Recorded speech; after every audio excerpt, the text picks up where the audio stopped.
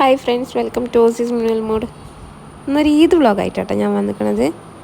First ഈദല്ല, second Eid അയക്കണം, രണ്ടാം പെരുന്നാൾ അയക്കണം കേട്ടോ.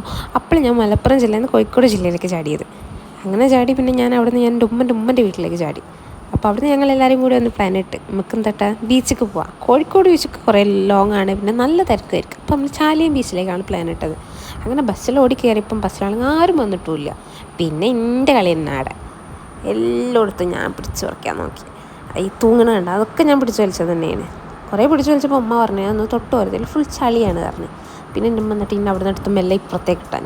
പിന്നെ എന്താ ഇട്ടാനാ, റോട്ടുമൊക്കെ നോക്കിക്കാല്ലാണ്ട് വേറെ വഴിയില്ലല്ലോ, അതിലൂടെ പോണ വണ്ടിയൊക്കെ എണ്ണിയിരുന്നു ഞാൻ. അങ്ങനെ എപ്പോഴാണ് ഇപ്പോൾ ചാലി എത്താന്നുള്ളതായി എൻ്റെത്. എനിക്കാണെങ്കിൽ അധികം ക്ഷമയില്ല. ലാസ്റ്റ് അവസാനം ഞങ്ങൾ ചാലി എത്തുകയും ചെയ്തിട്ടാ. അങ്ങനെ ചാലി എത്തി. അവിടെ നിന്നാണെങ്കിൽ എൻ്റെ ഉറപ്പേ വെയിലോട് വെയിൽ, പക്ഷെ കണ്ണും തുറക്കാൻ കഴിയില്ല. ഞാനാണെങ്കിൽ ക്ഷീണിച്ച് ഉറങ്ങിയോണ്ട് നട്ടി കഴിച്ചിലായി, നടക്കാണ്ട് കഴിച്ചിലായി. പിന്നെ ഓരോ എടുത്തിന്നെ. പിന്നെ ഈ വെയിലൊന്നും അറിയണ്ടല്ലോ, വെയിലുണ്ടോ തണലുണ്ടോ എന്നൊന്നും ഉറങ്ങാൻ ഞാൻ അറിയില്ലല്ലോ. പോലീസ് മാമനൊക്കെ ഉണ്ടായിരുന്നു ഞാൻ ഈ വീഡിയോ കണ്ടപ്പോഴാണ് ഞാൻ തന്നെ മനസ്സിലാക്കിയത്. അങ്ങനെ ഞങ്ങളിങ്ങനെ നടന്നുകൊണ്ടിടത്ത് റെസ്റ്റ് എടുക്കാൻ ഒരു സ്ഥലം പോലും ഇല്ല. എങ്ങനെ പിന്നെ ഈ മനുഷ്യന്മാരൊക്കെ പോവാ?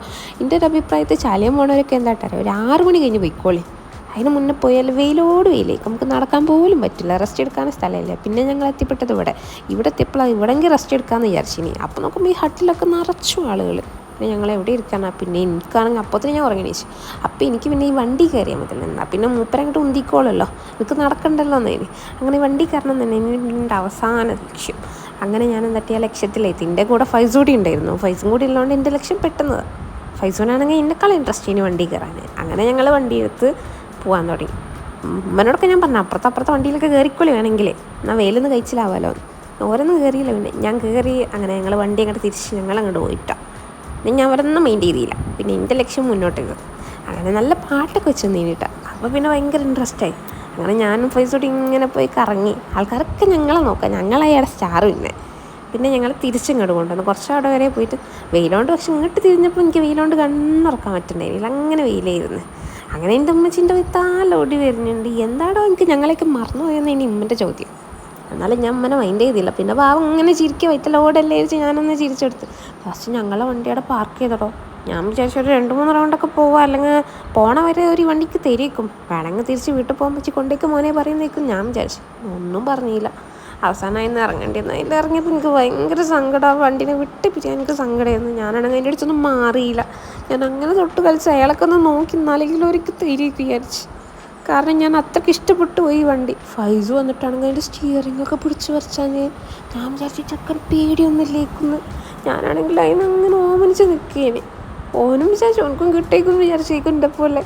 ലാസ്റ്റ് കിട്ടൂല മനസ്സിലായി. ഞാനങ്ങോട്ട് നടന്ന് ഞാൻ എൻ്റെ മാമീൻ്റെ കൈ പിടിച്ച് അങ്ങോട്ട് നടന്നു. അല്ലെങ്കിൽ വലിയ ഇൻട്രസ്റ്റ് ഒന്നുമില്ല, പക്ഷേ ലക്ഷ്യം മുന്നോട്ടല്ലേ. അങ്ങനെ മുന്നോട്ട് നടന്നിട്ട് ഞങ്ങൾ ഇങ്ങനെ മുന്നോട്ട് നടന്നപ്പോൾ വേറൊരു കുട്ടി കാറിൽ ഒറ്റയ്ക്ക് വരുന്നു. എനിക്ക് ഇന്നേയും കൂടി കൂട്ടിക്കൂടെ, ഓൻ ഒറ്റയ്ക്കല്ല പോകണല്ലേ, ഓൻ ഒറ്റയ്ക്ക് പോയി. ഇന്നേയും കൂടി കൂട്ടി സന്തോഷമായി. പിന്നെ ഞങ്ങൾ ഇതുപോലത്തെ ഒരു മുളയോണ്ടൊക്കെ വെച്ചിട്ടൊരു സ്ഥലത്തെത്തി. കുറച്ച് റെസ്റ്റ് എടുക്കാൻ അയച്ച് വെയിലിന്ന്. അപ്പോൾ അത് കുറേ കാരണവന്മാരവിടെ ഇരുന്ന് ഷീട്ട് കളിക്കുന്നത്. ഞായറാഴ്ച ആയപ്പോൾ മൂപ്പർക്കൊക്കെ ഷീട്ട് കളിക്കാനുള്ള മൂടായിരിക്കും തോന്നുന്നു. ഓലവിടെ ഇരുന്ന് ഇങ്ങനെ ഷീട്ട് കളിക്കുന്നുണ്ട്.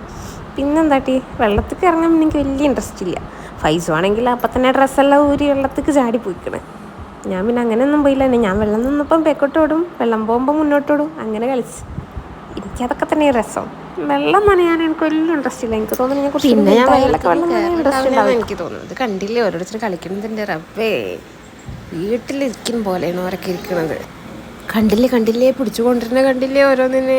അതല്ല ഓനക്ക് അങ്ങോട്ട് പോകണമെന്നോ എൻ്റെ അമ്മയപ്പി മോനെ വീട്ടിൽ പോയില്ല. കണ്ടിട്ട് എനിക്ക് സങ്കടം എന്ന് തോന്നുന്നു. അവർക്ക് വിട്ടുകൂടെ? എന്തായാലും ഓൻ ഇത്ര മാത്രം നനഞ്ഞ്. പിന്നെ കുളിച്ചിട്ടാണ്ട് കയറിയാൽ പോരോ എനിക്ക്. പിന്നെ ഞാൻ ആ വൈക്ക് പോയപ്പോൾ അവിടെ ബോൾ കണ്ട്. ബോളാണല്ലോ നമ്മളെ മെയിന്. ഞാനത് കളിക്കാൻ വേണ്ടി ഓടി. ഓൻ 2 തട്ടി തന്ന് ഓൻ ആ ബോളും കൊണ്ട് ഓടിക്കാഞ്ഞ് എനിക്ക് സങ്കടമായിപ്പോയി. അങ്ങനെ ചെയ്യേണ്ടിയില്ലായിരുന്നു. പിന്നെന്താ ചെയ്യാനാ? പിന്നെ കുറേ സമയമായില്ല വന്നിട്ട് തിരിച്ചു പോകണ്ടേ. ഞങ്ങൾ തിരിച്ചു പോയാൽ എന്തോ ഒരു ബ്ലോക്കാണ് മക്കളെ. ഉള്ള ജനങ്ങൾ ഫുള്ള് ഇരുന്ന് ചാലിയത്തേക്ക്. അപ്പോൾ കോഴിക്കോട് ബീച്ചിൻ്റെ ഒരു അവസ്ഥയൊക്കെ. പിന്നെ ഞങ്ങൾ ബസ് കയറി ഞങ്ങളെ വീട്ടിലേക്ക് തിരിച്ചു പോന്നു. അപ്പോൾ എൻ്റെ വീഡിയോ എല്ലാവരും ഇഷ്ടപ്പെടുകയാണെങ്കിൽ സപ്പോർട്ട് ചെയ്യണേ.